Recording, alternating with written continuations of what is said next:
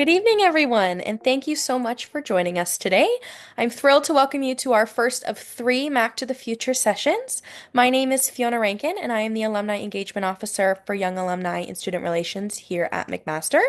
Before we begin, I'd like to take a moment to recognize that McMaster University is located on the traditional territories of the Mississauga and Haudenosaunee Nations and within the lands protected by the Dish with One Spoon Wampum Agreement.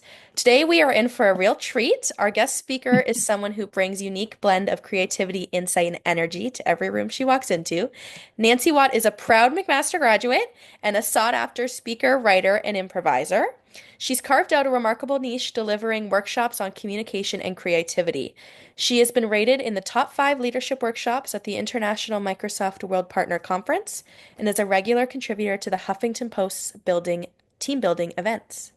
Today's session is titled Mac to the Future Unscripted Success: How to Improv During Job Interviews. In this energizing and interactive session, Nancy is going to show us how the principles of improv can help you stay present, think on your feet, and respond authentically in high pressure situations like job interviews. Whether this is your first interview or your 15th, we hope this session will leave you feeling empowered, adaptable, and ready to shine. So please help me and welcome Nancy. Thanks, Fiona. Boy, you just read that so beautifully, right? Welcome, everyone. Good evening, good afternoon. We've got a whole bunch of time zones going on here. A tremendous response to this, and I am excited to get started. We have a lot of ground to cover, and I promise you, we will get the most out of this experience if we embrace the spirit of reciprocity. So I invite you, I encourage you, if you have a question, if you have a comment, if you want to share your experience, throw it in the chat. We are good to do so. Some of you know me, and many of you do not. My name is Nancy Watt, and I own a creative agency that does writing and speaking and facilitation training and improv. I take evidence-based research of social science, behavioral science, and listening and leadership skills, and we apply those principles practically using the tools and techniques of theater and improv and experiential gelatology. Gelatology. What on earth is that word? Gelatology is the study of laughter. The study of laughter. So tonight, I hope we not only share some information and I give you a few insights and a few really practical tips about listening in your job interview, but we also may have a few laughs. That's what I'm hoping. And I know I'm coming to you tonight through the technology, McMaster Innovation. We have the light board that allows us to not do voice over PowerPoint, but have much more of an interactive experience. So I hope you enjoy it. Here we go. One of my clients is an organization called NITA. NITA is the National Institute of Trial Advocacy. We teach lawyers how to try a case, how to present, how to speak, how to listen with impact and effectiveness so that when things in a courtroom perhaps go awry and not according to plan, they are able to pivot and adapt. Adapt. You might hear that word a couple times from me tonight, and I promise you it is with intention. It is important. We must adapt. And indeed, why? Because it is the number one skill that employers are looking for. So one of my favorite individuals that I met through NITA, through helping lawyers prepare their case, is a man named Anthony. And Anthony had a bit of a conundrum about delivering his court case. And I'll just share with you, with his permission, that he came from a background that was deeply without privilege. He came from a rough background. His father was incarcerated, and yet this man made it to Harvard Law School and had a successful practice. And yet he still felt not quite worthy. You know that imposter syndrome, right? Where we are completely acutely aware and self-conscious about who we are, and we may not be feeling good enough. Anthony had that. And so a judge took him under his wing, and these two words, preparation equalizes, changed Anthony's life. I promise you, with proper preparation, you can have you can hit it out of the ballpark with your interview. You can not only do that, but you can allow yourself the opportunity to gain confidence through experience, and preparing to improvise, as we will see, is not a contradiction. Anthony is Anthony in Manhattan, and he's Tony in Brooklyn. But I tell you, he is one of my favorite because he understands deeply that preparation equalizes. I don't have to tell you already the importance of preparing for your interview. Know the company, know the person who's interviewing you, know why you want that particular job, know how your past experiences benefits the organization. Prepare. Prepare. Read as much as you can about the organization, and then go in and be prepared for things not going as planned. What happens through this type of skill set is that we are able to pass through this experience of being self-conscious about who we are and our abilities, and we will be able to manage the glare and the heat from the spotlight that we often feel when we are in that job interview. When we get past that self-consciousness, there is an awareness and understanding of who we are, and that is a powerful experience. It then leads us to greater self-control. And my goodness, how is that possible through improv? And that's what I'm going to share here a little bit tonight. Why interviews feel scary, and feel free to jump in the chat and if you want to add this, but we are under the microscope, and as such, interviews will trigger the amygdala. You know, that part of the brain deep in our limbic system, which gives us that fight or flight or freeze reaction, right?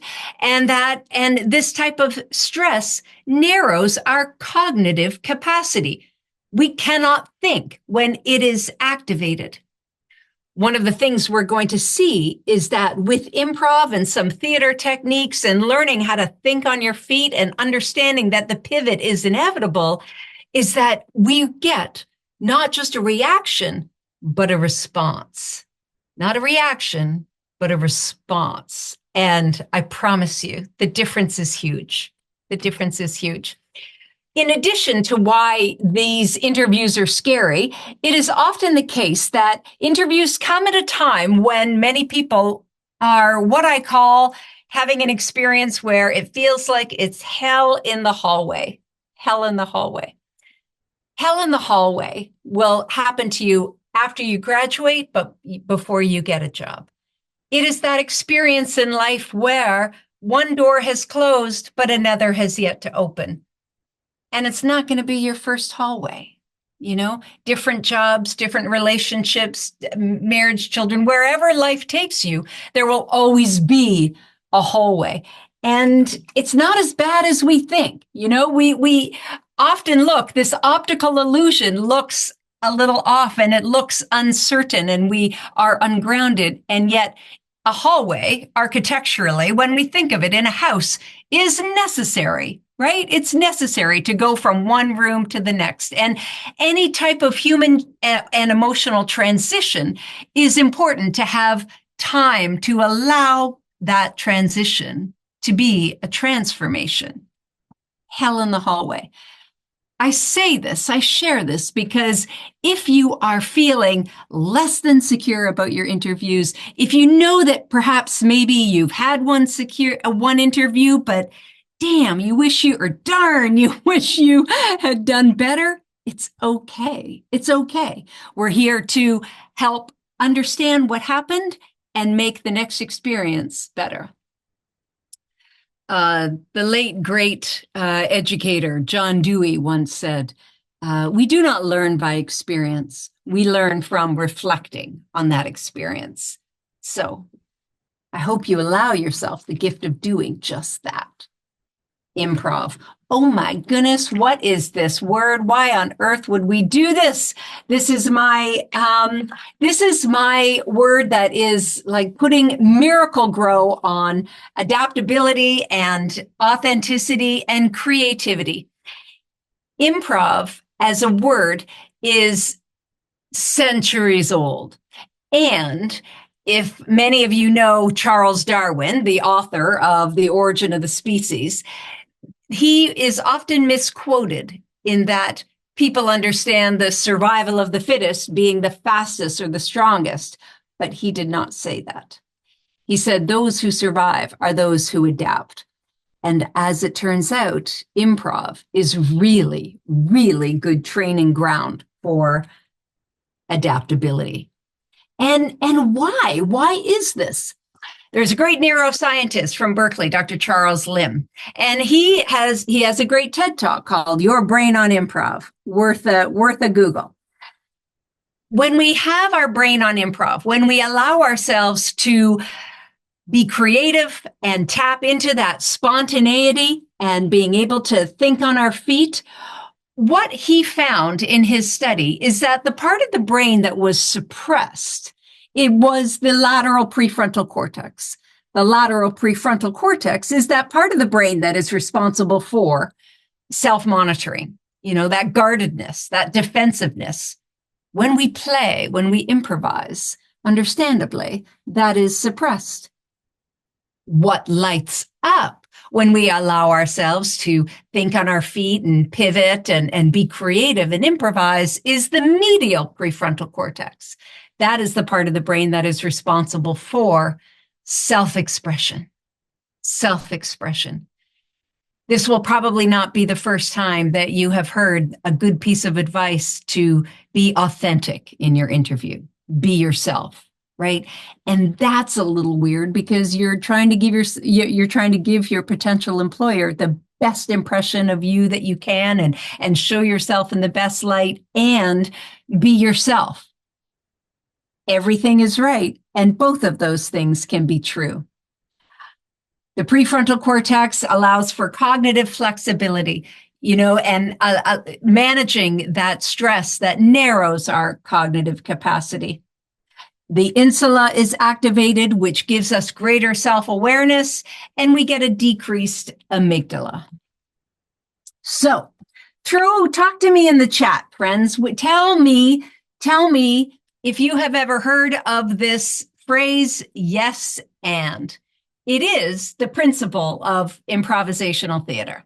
Yes, and. Yes, and, yes, and. And don't worry, I know we're recorded and I won't bring you up on virtual digital stage here, but just, if you have heard of this, let me know.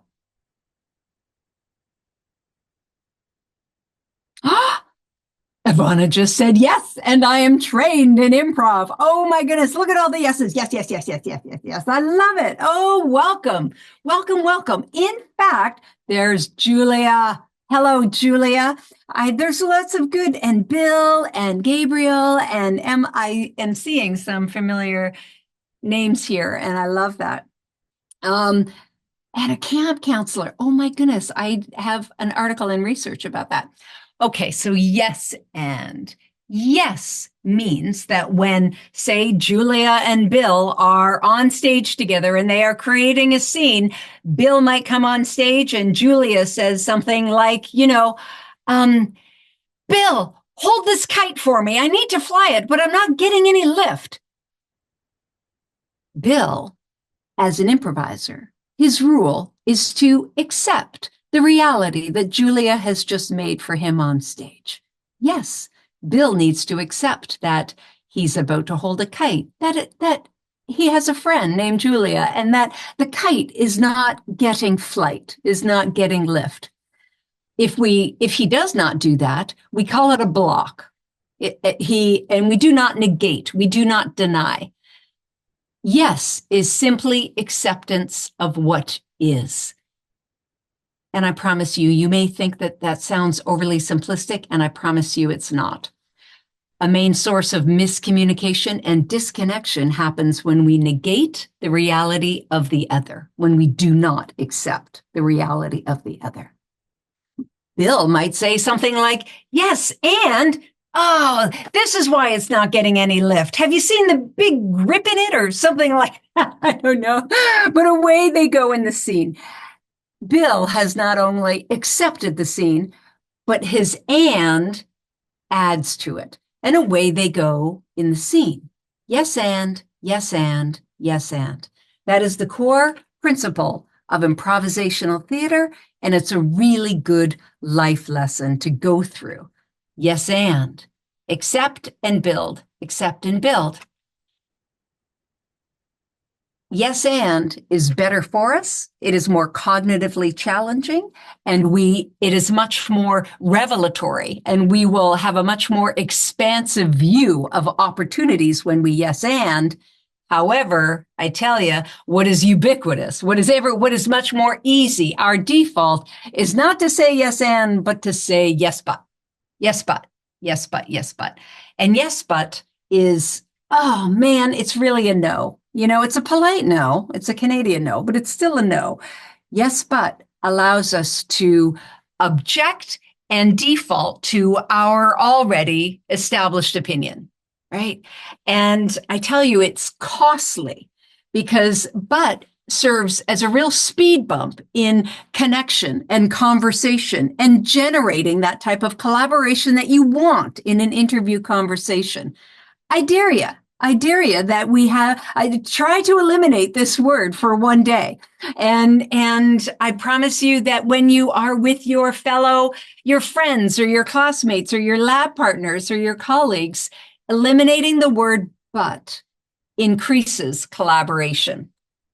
And I was just saying to our hosts, Fiona and Jenna, tonight that if you want, at the end of our hour together, if you want any further research or YouTube clips or anything that comes up, I'm happy to forward that because but is a real thing. May I have those links for this? Yes, you got it. You got it. You got it. Love the chat tonight. The second rule of improv is make your partner look good. I got your back, right? When my focus in conversation, in an interview, or on an improv stage is making sure that my partner looks good, I do not have the time, energy, or inclination to worry about my self-centered self. And I say that with love, right? I mean, much of what we suffer from in terms of self-consciousness can largely be attributed to a self-centeredness in a way that is rooted in something different. However, when the focus is on the other, we lose ourselves and we focus on the other in a way that is being of service. And it can be very powerful. It can be very powerful. It can look selfless and altruistic. And trust me, if you have the ability to be genuinely curious about the other person and their point of view and their perspective and the job, if you can elicit that type of conversation, it's putting miracle grow on the possibilities, and they will remember you. We want them to remember you, right? So, review, core principles, improv. Yes, and, accept and build, make your partner look good, and then, be changed by what you hear. I invest a lot of time, money, and energy into the science of listening. The science of listening. We spend so much time and effort teaching our leaders and management and people to speak and communicate. We do not spend enough time teaching them how to listen. The Alan Alda Center for Communicating Science in Stony Brook University in New York. Alan Alda, many of you won't, it's okay if you don't know him. He's older. He was around before you were a good idea. But Alan Alda is an actor, and he's also someone very invested in science and medicine and engineering. And he lamented the fact that this information was not getting communicated well. He invested too in the art and science of listening. Alan Alda says, the definition of listening is having the intellectual humility to be changed as a result of what I just heard. Imagine that. Imagine allowing yourself to be changed as a result of what someone says. But we're deeply in ourselves and our own, inherent biases, and it's difficult to do. It is cognitively difficult to do and immensely worthwhile. Okay, quiz in the chat. Who is this guy? I know some of you have to know. Give me a name.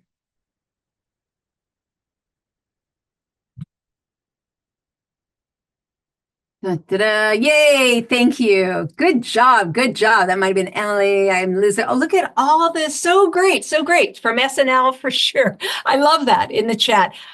I know where he's from. I forgot his name. You still win. So Keegan Michael Key. Oh my goodness, he is smart and kind and funny as hell. Many people say to me, Nancy, I can't do improv. I can't think that fast. I'm not that funny. I can't think on my feet. Keegan Michael Key puts a completely different perspective on improv that is astute and true. Improv is not about driving things forward. It's backing up. It's looking around. Improv is the power of observation. And this is what you can do to great effect and impact in your interview. Keegan says improv isn't about driving forward. It's backing up that gives you discovery and the larger worldview. It has been my strong anecdotal experience that introverts make really good improvisers. They listen differently, right? So back up, take a beat, use silence as your friend, and observe everything, and then improvise. Then yes, and the power of observation. What about this guy? Do you know this guy? Another quiz. He was on a show called, you might recall this show. He was on a television show called Whose Line Is It Anyway? And I had the pleasure of working with Colin Mockery, that's his name, Colin Mockery on a few jobs. And I love this quote that what improv gives us is the ability to speak with purpose, not impulse, right? Improv is not just saying anything that comes to mind. Improv is a deep act of listening, of presence, and being able to gain that self-confidence to pivot accordingly. Pedagogy, the science of how we learn, and I suppose, by extension, how we should teach. The acceptance is a small experience in human vulnerability. Right? It feels vulnerable to accept, especially if that point of view is not our own.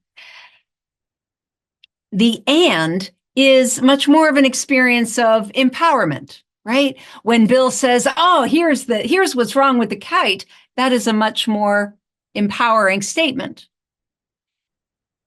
And I promise you, these two things, vulnerability, empowerment, vulnerability, empowerment. Vulnerability, empowerment is how humans learn. It's how we learn. It's how we must learn. Before we know anything, it feels a little vulnerable. Then we get a little bit and we feel a little bit empowered. Interviewing skills are a lot like that. Improv skills are a lot like that. Okay, I've got some 5 points here for us, and then we're going to I have a plant in the audience tonight, and we're going to do an exercise, and it's going to focus on the core skill of listening. And so I'm so grateful to this individual for coming to help me out tonight. The following are points about how improv skills help in job interviews. And sorry for all the text. I'll give you all the slides as well. To feel deeply present is a very powerful experience. It is different than feeling the presence of self-consciousness. When we are present and we are allowing ourselves to listen, have that active listening, we are not self-conscious. We are deeply grounded. We are grounded. this grounding allows ourselves to truly listen to the interviewer and not, having that well-versed, rehearsed answer that you've been practicing in the bathroom for 3 days, right? It is much more authentic. It's much more real and connected and in the moment. It allows us to respond versus react. And as Colin Mockery says, allows us to speak with purpose, not impulse. Presence and listening. Some of you have already had interviews, and you might have been asked, tell me about a story when. Tell me about a time when. And importantly, for your information, it is much more the case now that interviewers are asking not what you did in the past, but they will give you a scenario and they will say, what would you do if, right? So there's a pivot, right? So this spontaneous storytelling is very powerful in what we do in improv. We do this through, some of you might have heard, the acronym of STAR. If your interviewer says something like, tell me about a time when you had a conflict with a colleague, or you had a pressure deadline that you were unable to meet but eventually did, or something like that, right? Tell me about a time when. Do not just give them the details. Give them the answer that they're looking for in story structure. And two of those story structures, the first one with improv, the narrative skeletal structure of any story of your life experience or an improv scene is what, so what, now what. The STAR is an acronym for the situation. Tell me about a time when you had a conflict with a colleague or something, and then the task at hand, what you needed to do about it, the action that you took, and the result. STAR storytelling. What was the situation? This is the task that was before me. This is the action I took, and this was the result. The human brain is wired for story. We listen for story. We understand through story. And most importantly, we remember, we retain through story. And we love resolution, right? We don't just want to know the details of your challenge that they're asking about in that interview question. We want to have the ending. We want the resolution, what happened and how you were able to generate that positive result. What, so what, now what is a very powerful thing. And it gives us an opportunity to reflect. And it also gives us an opportunity to ask in the moment as well. Clear, engaging narratives under pressure. In interviews, you're often asked for anecdotes for your competencies. And so these type of improv skills will help you do just that. STAR storytelling, what, so what, now what. Emotional intelligence. Many of you will have heard this. I know a CEO who calls this not soft skills, but core skills. I mentioned my client, NITA, the National Institute of Trial Advocacy, and the work that we do with lawyers in a courtroom. And we teach them how to read the room. And indeed, you might have already had experience where some of your interviews, by the second and third interview, you are meeting with more than one individual. And indeed, even the fourth interview, you are meeting with a whole group of people. And there is a fluidity to that dynamic, and improv skills really help you understand and become attuned to who is doing what. In a courtroom, an attorney, she has her jury to keep tabs on, her witness, either direct or on cross-examination, the judge and opposing counsel. There are 4 audiences to pay attention to, and there are tactics to read the room, that improv gives us. And this is again an experience that we get through the deep act of listening, presence, being grounded in our body and our mind and our breathing, and allowing ourselves to just receive. As Keegan Michael Key says, it's backing up and receive all the data that is coming to you from that room. EI, very, very powerful. And then again, the yes and thinking. Yes and is inherently positive and collaborative. And I don't want to, it's not just Pollyanna positivity. It's not just, ridiculous optimism. It's not any type of happyology. Yes and allows you a grounded technique to suffer well. Right? Because we are all going to suffer. I promise you, you will. And you will be okay. You do not wish for no adversity. You wish for the strong back to bear it, right? And we're all going to suffer. So we might as well do that well. And yes, and allows us to do that. Yes, and helps us acknowledge the difficulty that we have when we need to pivot and how we learn and how we grow. And it shows our, once again, adaptability and our resilience. The fifth point in how improv can help with job interviews is learning to be comfortable with uncertainty.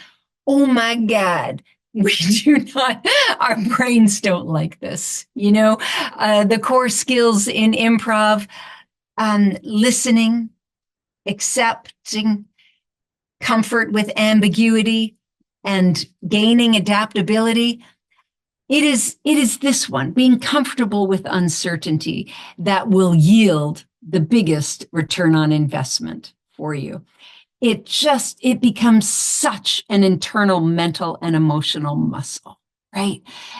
And I promise you, if the futurists are right, and they tell us that society will have more change in the next 10 years than we have seen in the last 100, we better get used to being comfortable with uncertainty. We better embrace our method of adaptation, understand how we are adapting, and build that resiliency doing so. And with improv, we can laugh while we're doing it. All right, we are right on time, 6:30. Is my Gabriel here? If so, throw your, reveal yourself, and we're going to do a little experiment with that. And if he told me that he was going to be late. If he's here, great. If not, Ivana, you said that you were trained in improv, and so if you wish, look at this, an opportunity, crazy pivot all of a sudden. Look at her. Look at her. Okay. I love that. Yes. Okay. I'm down. All right. Let's give a big hand in the chat for gratitude. Please, Jenna, bring Ivana on stage. Hello. I was getting ready to go to the gym, but this is fun. Oh, you're awesome. You're awesome. This is going to be great. Okay. Now, I will be asking Ivana to do something. And all you're going to do, Ivana, is tell a story. Tell a story. And I would love it if this story was about, in between 1 to 2 minutes. Okay. But the real task with this improv exercise of listening is coming from the rest of my attendees in this webinar tonight. Okay. We're going to listen to Ivana. I'm going to explain while Ivana looks like she's thinking about, oh my God, what story am I going to tell? It can be your first job interview. It can be, about a date gone bad. It can be a wonderful thing. It has to be about you, and it has to be true. Okay. I was about to make a fictional story up. This exercise is called Listen Three Ways. And from the rest of you, oh, good, Gabriel, good, thank you. Hang on, hang tight. I'm getting something else for you. I need you to listen three different ways. As Ivana tells her story, I need you to be listening for the facts, the minutia of detail, every fact, every fact, every fact. Some of you decide which one you're going to listen to. Maybe you're going to listen for the facts, or you have your choice. Listen for the feelings behind this story. Maybe it's a happy story. Maybe it's a scary story. Maybe there's anger. Maybe there's frustration. Maybe there's trepidation. Try to listen for what this trained improviser is going to share with us in her 1-minute story.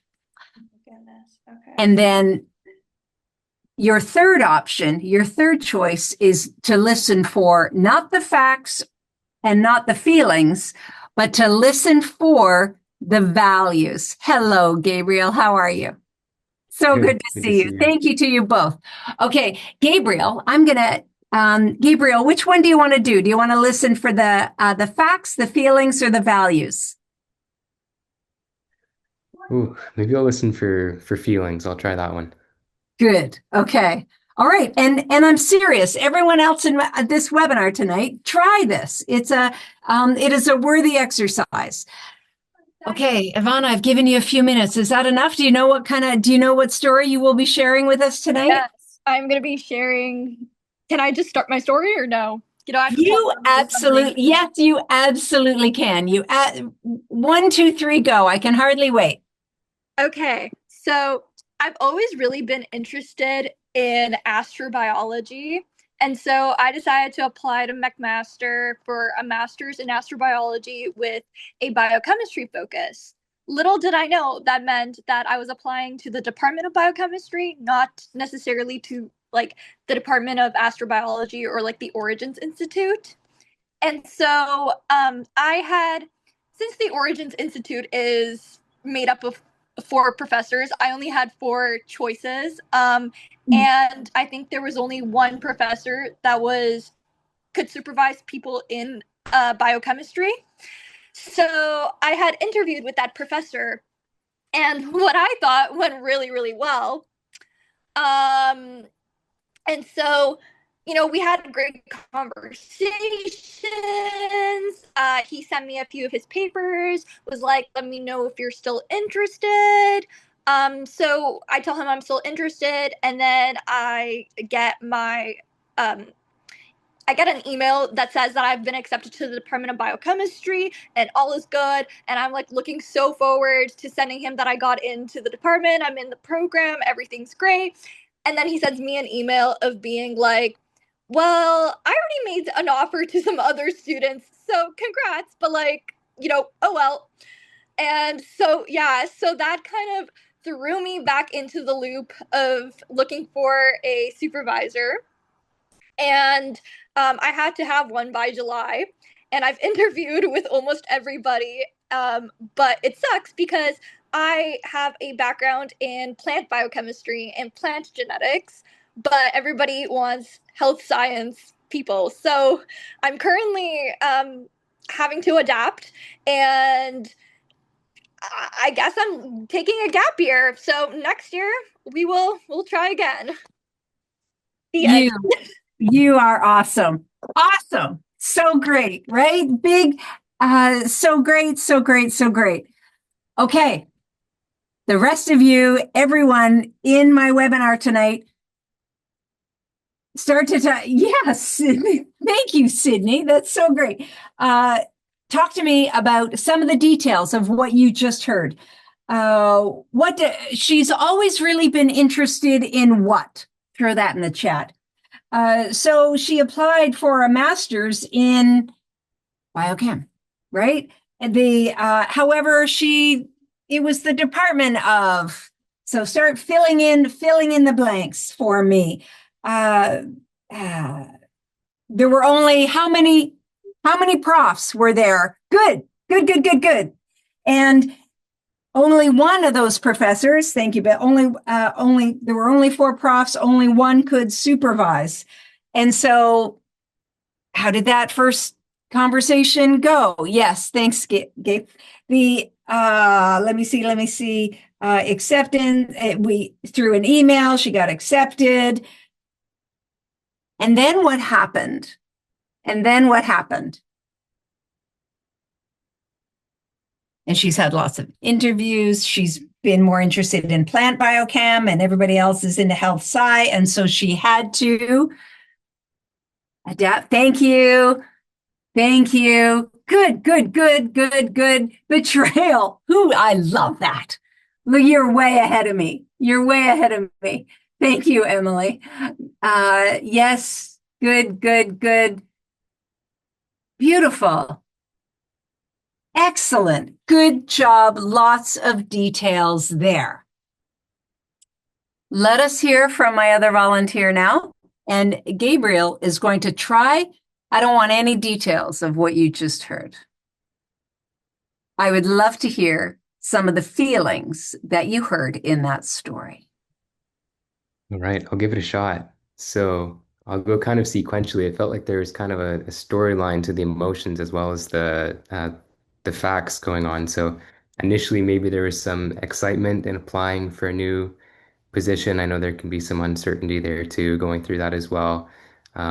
Maybe being grateful for the opportunity with this professor, probably excited, and then so she was going through this process. It seemed like it was going to work, and then maybe after that whole switch happened, maybe feeling misled. Someone Good. said betrayal. I had written down maybe feeling betrayed.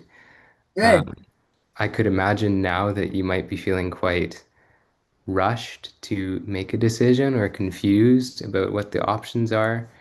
But I think at the end there was also a great show of, and I'm not sure if these are exactly feelings, but kind of hope and resilience in bouncing back from what happened. Oh, you are so great. Isn't that great? Ivana, did we get it? Did he get it? Is that right?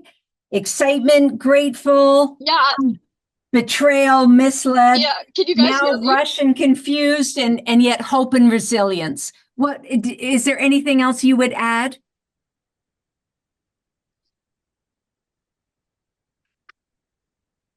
Good. Yes, she says for sure. Is okay, that's great. Uh, Gabriel, great job. Thank you. Thank you. Now, my friends, share with me what this human values. We did not hear it. You did not see it. Throw into the chat something you think this human values. If from that story, just try it. Excellent. Thank you, Bill. You're so great. Absolutely. Integrity is a powerful value. Connection and loyalty. Excellent, right? For sure she did. For sure she did. There might have been, yes, the persistence and the tenacity, the perseverance, the honesty. Yes, feeling betrayed. There was some fraudulence, or maybe that's too strong a word, but honesty is absolutely a value. Learning and growth. Sydney, that's awesome. Is it Kira? Resilience, absolutely. I'm grateful to you. Really good job. Really good job. Yes, for sure. Ivana, just come back for a minute. Is that right? That's what we heard. That's what we picked up. That was a fantastic story. Yeah. Thank you. Thank you. I promise. Sorry, I'm driving right now. You're all good. You're all good. An improviser after my own heart, right? If you're not, doing something else while improvising, right? Look how adaptable you are. Yeah. Truly, connect with me on LinkedIn because I am grateful to you. For sure. Thank you, everybody.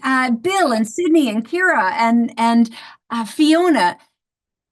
The values are what connects humans.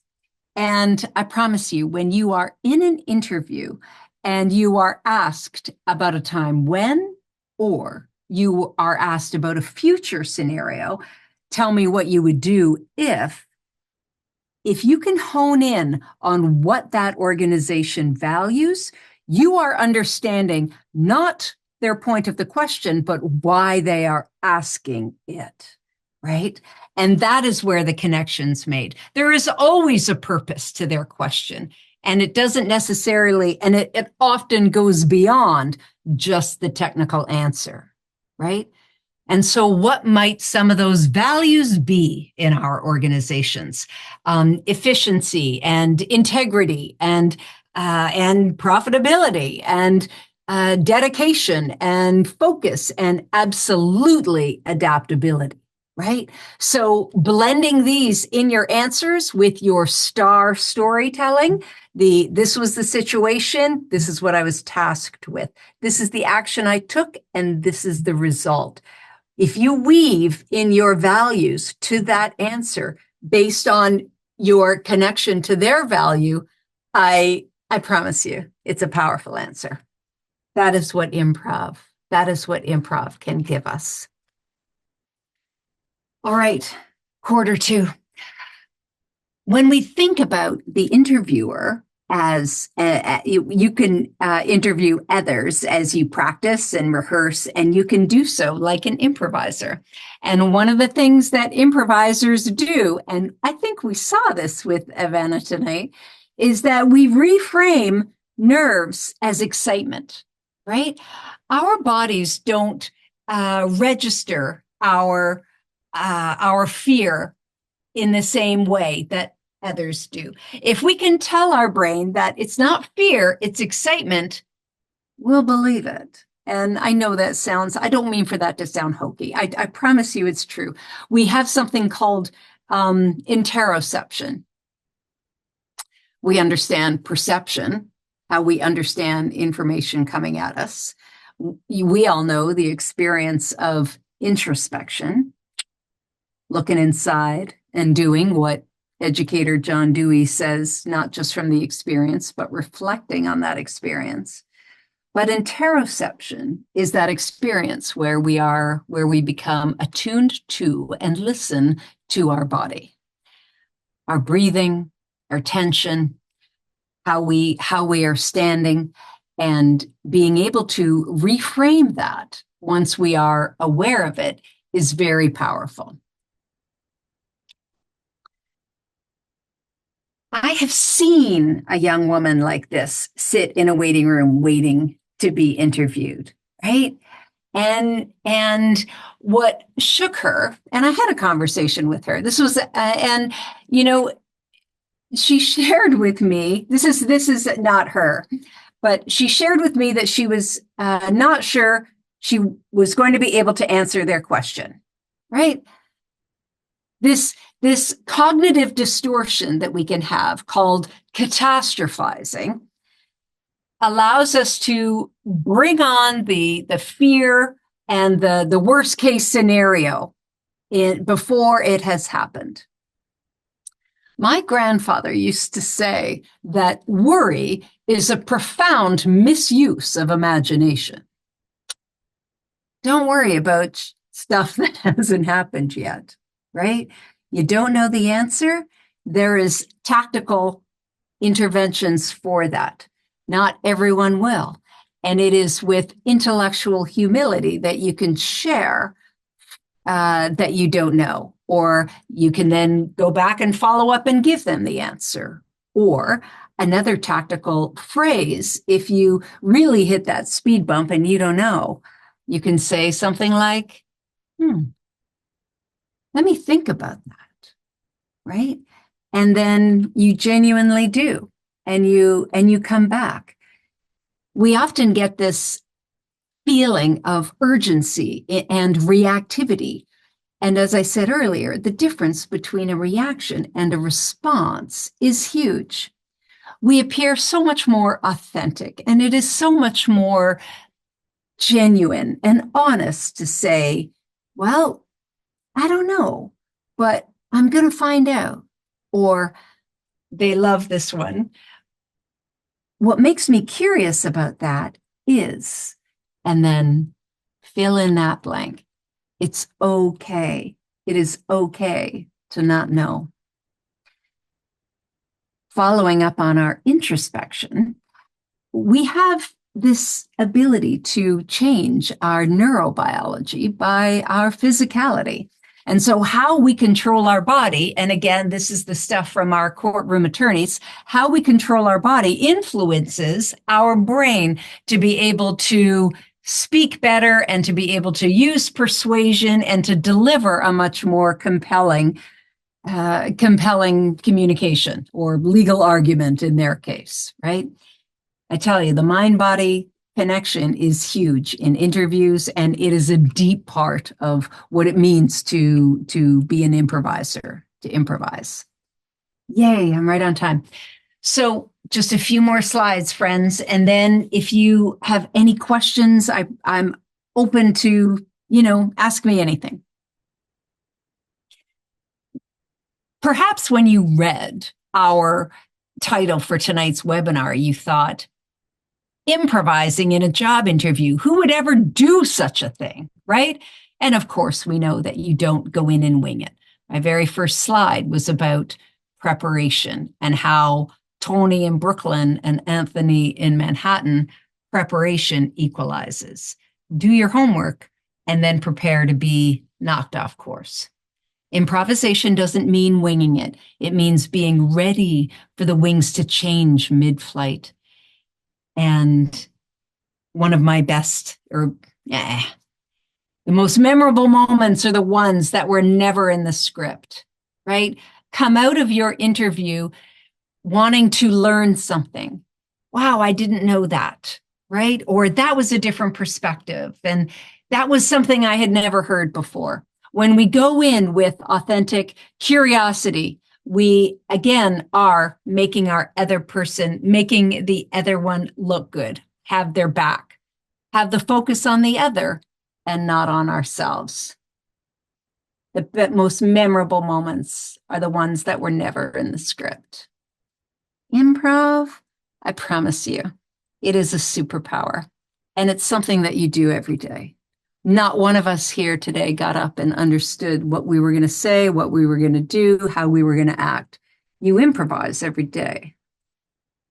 Tapping in on that, dropping anchor in what is really going on when we do so, and how we can expand our perspective even more by being aware of how we do it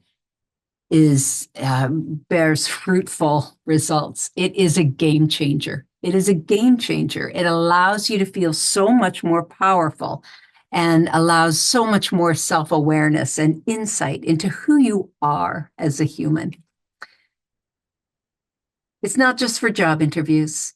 The American Psychological Association did this study. I know the head of the education committee at the APA, and improv allows us to accept and embrace change and gives us a positive view and allows that flexibility, cognitive flexibility, and oh my God, allow ourselves to rely on others. Ask for freaking help when you need it, because you will.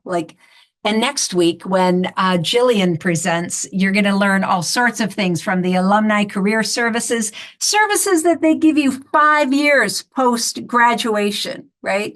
So allow yourself to rely on others and dig deep into all of those. Improv allows us to practice appreciation and understand that our past mistakes are learning opportunities, and we need to be connected. We need to be connected. This is a very trying time in your life, right? It might feel like a little bit of hell in the hallway, but it is good. It is good. It is building that resilience. It's going to generate a lot of insight and understanding of who you are and who you want to be, because we are all both the art and the artist, right? What we generate, what we create, who we become is our creation, right? And understanding who and what that is just so, so important. It will be important your entire life, and it's something that you have been doing for a long time and will hopefully continue to do. But you are both the art and the artist. Thank you. I've got some messages here and I'm going to follow up. I'll share my slides and I'll give you some more resources. Find me on LinkedIn. And if you have any questions, I'm happy to take them. And we are at the 5-minute mark. So anything you like, Fiona, I give it back to you. Thank you, Nancy. You're welcome. Okay, we will just give it a few minutes here to see if anybody has any questions. And if not, we will just wrap up. All right. How many people? Hello. Oh, you're so welcome, Julia. How many people here have gone as far as 3 interviews in a job? And how those are, yeah, Fiona. Thank This you. job was 3 interviews. I bet. It's an important one, Yep, right? it was scary. Share a little bit about what was, do you remember something that was particularly trying, or in the information shared tonight, Fiona, was there something that resonated in your recollection of being interviewed? Prepare. Yep. I have a very different look at the university. I was a student for my 4 years in the same department I'm in, and was like, at first I was like, I don't know how much I need to prepare. I know a lot about this. I needed to prepare. They ask you a lot of questions, and they Yep. want to know there's not always a right answer. You just kind of have to sell it. And if Yep. you sell it, they'll like it'll work. They're not expecting a specific answer. You just have to be confident, I would say. Absolutely. And the answer has to be yours. The answer is good if it reveals that you have done some homework. The answer is even better if you have reflected on why that is your answer. And if you can put a value, if you can understand your answer based on the value of your potential employer, then that's sort of a bullseye, right? I Facts, think feelings, Sydney left you a values. question here. Oh, great. The most to end the, that's an excellent one. The question is, what's the most important thing you can do to start and end an interview? Those bookends are important, Sydney, and it's an interesting question. I'll give a caveat that it depends on the position, but I can promise you that opening and closing with gratitude allows your potential employer to remember you, right? Being genuinely curious and excited and happy to be here and, can hardly wait to get started. That type of gratitude makes me feel, if I were your interviewer, that you are genuinely happy to be talking to me and not just the next one, not just the 7th in my day, right? Because I've done that. Ending with gratitude and gratitude with some insight into what you've learned, right? When I just recapped at the end, I talked about some of my earlier slides and Hell in the Hallway and Anthony in Manhattan and sort of giving it resolution and hoping that it sort of summarily includes the main takeaway. If you can end your interview with that, with gratitude, then that is very powerful. I hope that helps.